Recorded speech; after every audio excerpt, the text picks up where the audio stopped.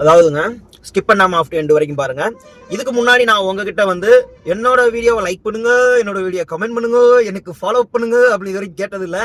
ஆனா நீங்க இந்த வீடியோவை கட்டாயம் ஷேர் பண்ணுவீங்க. அதாவது டிரைவர் சார்பாக கஸ்டமர் காலில் கூட நம்ம விழுந்து கேட்கறதுல இந்த ஒரு இதுக்கு வந்து தப்பு இல்லைங்க. நான் கஸ்டமர் காலில் விழுந்து கூட இந்த ஒரு வேண்டுகோளை வைக்கிறேன்னு கூட சொல்லலாம். என்ன ரீசன்னா, நான் வந்த இந்த ட்ரிப்பு தாங்க. இந்த மாதிரி ஒரு கஸ்டமரா இது வாழ்க்கை இதுக்கு முன்னாடி எனக்கு இதே ஒரு சுச்சுவேஷன் நடந்திருக்கு. என்ன இதுல ஜென்ஸ் அதுல லேடிஸ், அவ்வளவுதான் வித்தியாசம். லேடிஸ்னா சொல்லி தோலடா அப்படின்னா கட்டாயம் பாக்குற எல்லா டிரைவரும் இதை முடிஞ்ச அளவு எல்லா வித்தையுமே ஷேர் பண்ணுங்க.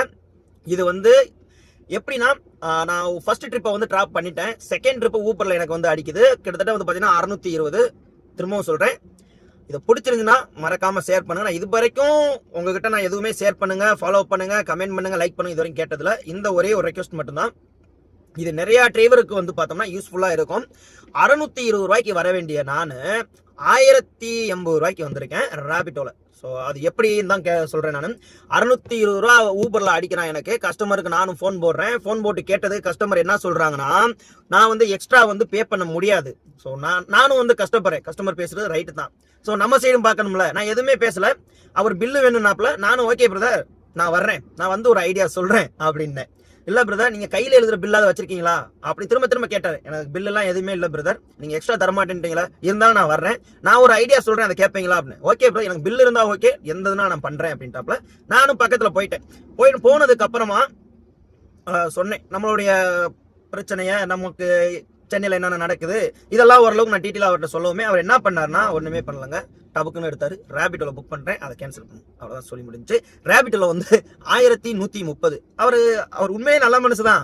அவர் எந்த ஊர்னு கேட்டீங்கன்னா இன்னும் அதிர்ச்சி தான். இங்கே உள்ளவங்க எவனுமே காசை வச்சுக்கிட்டு நம்மள மாதிரி ஆளுக்கு எக்ஸ்ட்ரா கொடுக்க மாட்டானுங்க. பீல வந்து காசை பிறக்கிற நாய்ங்க காசை வச்சிருக்கவேன்லாம் அப்படித்தான் சொல்லணும். அதாவது நான் பர்டிகுலராக எல்லா விதத்தையுமே சொல்ல வரலங்க.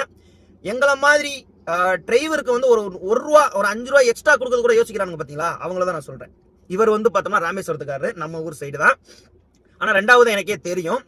சரி நான் என்ன பண்ணணும் பிரதர் அப்படின்னாரு. பிரதர் வேற ஒண்ணும் இல்ல, ஊபர்ல இவ்வளவு அமௌண்ட் காமிக்குது, உங்களுக்கு தேவை பில்லு, எனக்கு ரேபிட்டோல நீங்க புக் பண்ணுங்க, நான் கேன்சல் பண்ணி நான் எடுத்துக்கிறேன் அப்படின்னு. ரேபிட்டோல ஃபர்ஸ்ட் ஒரு டைம் புக் பண்றாரு, இன்னும் என்னால எடுக்கவே முடிஞ்சு. அவர் அதுக்கும் ஒண்ணுமே பண்ணல, எதுவுமே பேசல, ஒன்றும் பிரச்சனை இல்லை பிரதர் அப்படின்னு நான் பண்ணி விட்டு வந்து டிராப் பண்ணியாச்சு.